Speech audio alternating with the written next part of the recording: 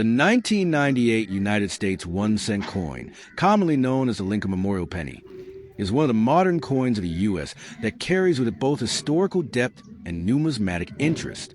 On its obverse side front, the coin features a familiar and iconic portrait of Abraham Lincoln, the 16th President of the United States, who is remembered for his leadership during the American Civil War and for issuing the Emancipation Proclamation, which led toward the abolition of slavery. This portrait was first introduced in 1909 on the cent, designed by Lithuanian-born sculptor Victor David Brenner, marking the 100th anniversary of Lincoln's birth. The 1998 penny continues this long tradition, with Lincoln's profile facing to the right, his sharp features captured in a simple yet powerful artistic style. Above his head, the motto "In God We Trust" is inscribed, reflecting the nation's recognition of faith. To the left of the portrait, the word liberty appears, symbolizing the American ideals of freedom. On the right side of Lincoln, the year 1998 is clearly visible, and just below the date may appear a mint mark, which indicates the location where the coin was produced. For 1998, pennies were struck at the Philadelphia, no mint mark, Denver, D mint mark, and San Francisco, S mint mark, proof coins, mints. On the reverse side back of the coin, the design features a detailed and symmetrical image of the Lincoln Memorial, an iconic monument located in Washington, D.C., that honors the legacy of Abraham Lincoln. This reverse design was introduced in 1959, replacing the earlier wheat ears reverse, 1909 to 1958, and it remained in use until 2008. The 1998 penny, therefore, belongs to this memorial cent era.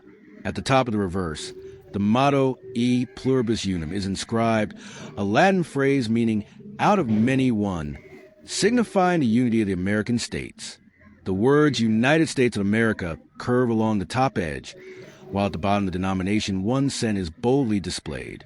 Interestingly, when examined under magnification, one could see a tiny engraving of Lincoln's statue seated inside the memorial, making this design unique among U.S. coins because both the obverse and reverse depict the same individual. This small detail highlights the craftsmanship and attention put into American coinage design. In terms of composition, the 1998 penny is made primarily of zinc, 97.5%, with a thin outer coating of copper, 2.5%. This change in metal content had been introduced in 1982 as the rising cost of copper made it too expensive to continue producing coins in their traditional bronze alloy. Before that year, cents have been mostly copper, 95%. The 1998 cent, therefore, is much lighter than earlier bronze coins, weighing 2.5 grams, with diameter at 19.05 millimeters, 0.75 inch, and a plain edge. While to the casual observer it looks like a shiny copper coin, its core is actually zinc, which over time can sometimes lead to corrosion or pitting if the outer copper plating wears down. This composition makes the 1998 penny part of the modern series of copper-plated zinc cents. From a numismatic perspective, the 1998 cent is very common, as billions were struck for circulation. The Philadelphia Mint produced more than 5 billion coins, while the Denver Mint struck a similar number, making them easily available. The San Francisco Mint produced special proof coins intended for collectors, which are more detailed, polished, and not meant for regular circulation. While ordinary 1998 pennies are worth face value, 1 cent, in circulated condition, certain errors and varieties can make them far more valuable. For example, there are known 1998 wide AM varieties on the reverse. Normally, in this year, the space in between the letters A and M in America on the reverse should be very close together, close AM. But some coins mistakenly show a wide gap, wide AM, which was intended for proof dies. These error coins are rare and highly sought after by collectors, often selling for several dollars to hundreds depending on grade and condition. Additionally, coins with strong mint luster, uncirculated grades, MS65 and above, or with doubling errors can command a premium. In a historical context, the 1998 Lincoln cent was struck during the last decade of the 20th century, just before the U.S. Mint began issuing the Lincoln Bicentennial cents in 2009. It represents part of a long-running coin design that lasted exactly 50 years, 1959 to 2008.